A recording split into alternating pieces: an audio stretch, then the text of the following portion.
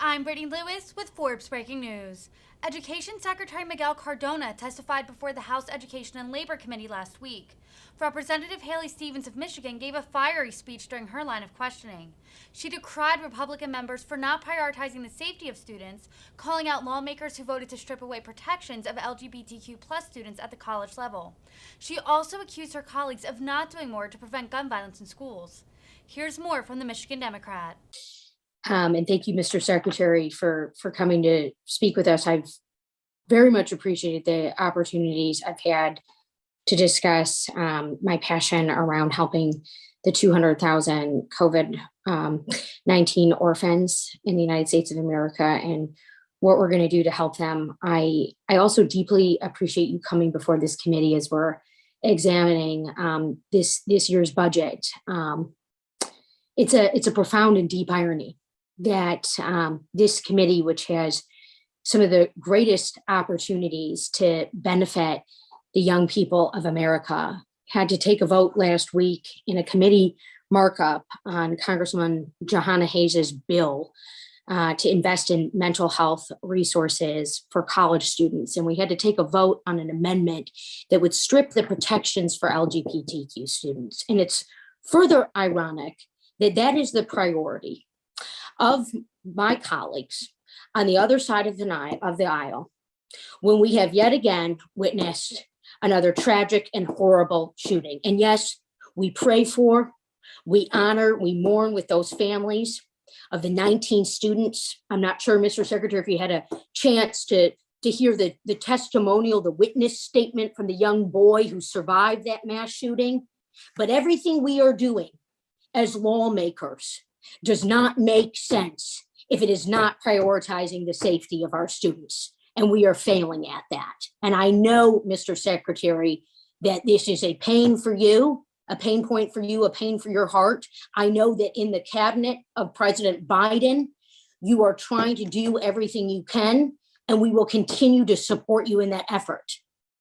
But the misguided attempts of our colleagues on the other side of the aisle, all 17, who voted to strip away protections of LGBTQ students at the college level seeking mental health, when we have gun violence after gun violence. And by the way, they don't take the votes even to study gun violence in our schools. So interagency efforts to promote safety, Mr. Secretary, are paramount. And I wanted to ask you about a passion point of mine, which is around the Individuals with Disabilities in Education Act, IDEA funding.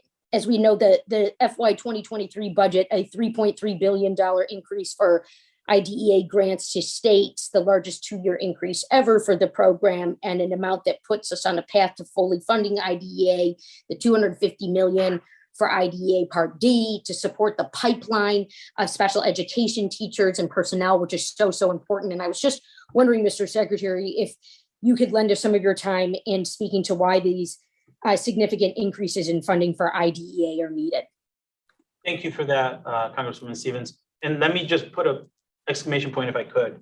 60% of our LGBTQ youth who wanted mental health care this last year didn't have access to it.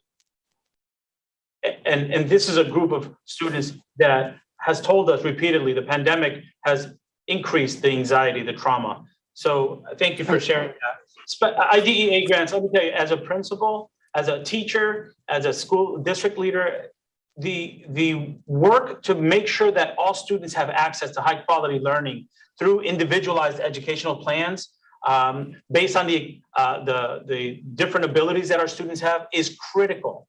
Many times these plans are what allow for additional paraeducators to support students, assistive technology.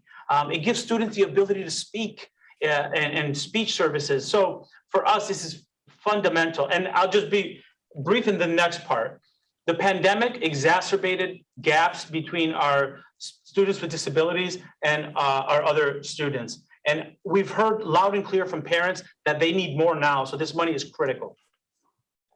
Yeah, well, I think to everyone watching back home for this very important hearing, it's very clear who is standing for all students, who's making sure that we are pushing for equal funding for IDEA, the full funding for IDEA, which is a critical part of my mission on behalf of Oakland County, and as a representative who has brought attention to this topic through town halls and whatnot. And thank you, Mr. Secretary, too, for the data point, because it's sad when we have to take votes, which, by the way, many of our colleagues on the other side of the aisle weren't even present for that vote, when we can't even take the steps to invest in mental health for LGBTQ and also can't do the basic work to keep students safe. Thank you so much, Mr. Chair. Great hearing, and I yield back.